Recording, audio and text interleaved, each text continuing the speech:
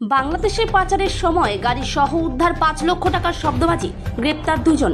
ভারত বাংলাদেশ আন্তর্জাতিক সীমান্তের কাঁটাতার দিয়ে অবৈধভাবে বাংলাদেশে পাচারের উদ্দেশ্য নিয়ে যাবার সময় ত্রিপুরা সিপাহীজলা জেলা করইমুড়া বাজারে TR07 D1587 নম্বরের একটি গাড়ি থেকে বিপুল পরিমাণে শব্দবাজি উদ্ধার করতে সক্ষম হয় বিশালগড় থানার পুলিশ।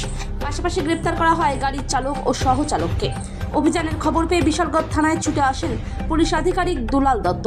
গ্রেপ্তার অভিযুক্ত চালকের নাম মোহাম্মদ লোবান এবং সহচালকের নাম আল আমিন মিয়া।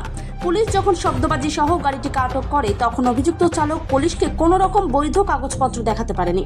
মূলত বিশালগড় মুড়াবাড়ি এলাকার পাচারকারীরা এই বিপুল পরিমাণ শব্দবাজিগুলি বাংলাদেশের উদ্দেশ্যে পাচার করার সাথে জড়িত বলে পুলিশ সূত্রে জানা গিয়েছে।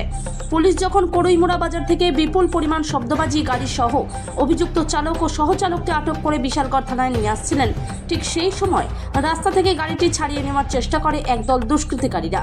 উদ্ধারকৃত শব্দবাজিগুলির বাজার মূল্য ৫ লক্ষ টাকা হবে বলে পুলিশ আধিকারিক দুলাল দত্ত জানিয়েছেন। সেকেন্ড অফিসার কপিল পাল এসআই 2:10 মিনিটের দিকে একটা ইনফরমেশন পায় যে TR07D 1587 একটা হোয়াইট কালারের ডিআই বোলেরো আগরতলা গোলবাজার থেকে কিছু সাউন্ড প্যাকার্স নিয়ে আইতেছে এবং এটা অবৈধভাবে আইতেছে।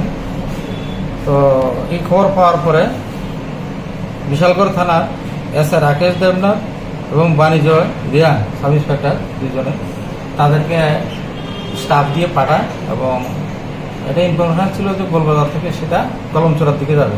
তারা করইমুড়া সেখানে অ্যাম্বুসে বসছিল।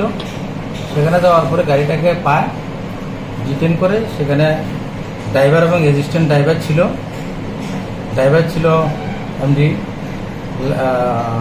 লবণ এবং অ্যাসিস্ট্যান্ট ছিল আল আমিন মিয়া। তাদেরকে জিজ্ঞাসা করে এবং বাজির কাগজপত্র দেখাতে বলে, তারা দেখাতে পারেনি। তখন তারা থানায় নিয়ে আসে এবং সিজ করে এটা তদন্ত শুরু করে। বাজার মূল্য কত হবে স্যার? বাজার মূল্য তো এখন অনুমান করা যাচ্ছে না স্যার। বিশালগড় বক্সনগর সড়ক দিয়ে প্রতিনিয়তই বিভিন্ন ন্যাচারাল সামগ্রী যাচ্ছে বলে আমাদের কাছে খবর আছে। এগুলি স্যার ধরা পড়ছে না? এগুলি আমরা এখানে পার্মানেন্ট নাকা আছে, আমরা 3 শিফটে আমরা ভেহিকেল চেকিং করছি এবং অ্যাম্বুস বসে এবং আমরা রেড করতেছি। গত পরশু দিন একটা বিক্ষিপ্ত ঘটনা ঘটেছিল চিনিগোলায়, একটা ফেন্সি ডিলের গাড়ি ছিনতাই হয়েছিল। এই বিষয়ে কি আপনারা জানেন কিছু? এই বিষয়ে আমার কোনো ধারণা নেই।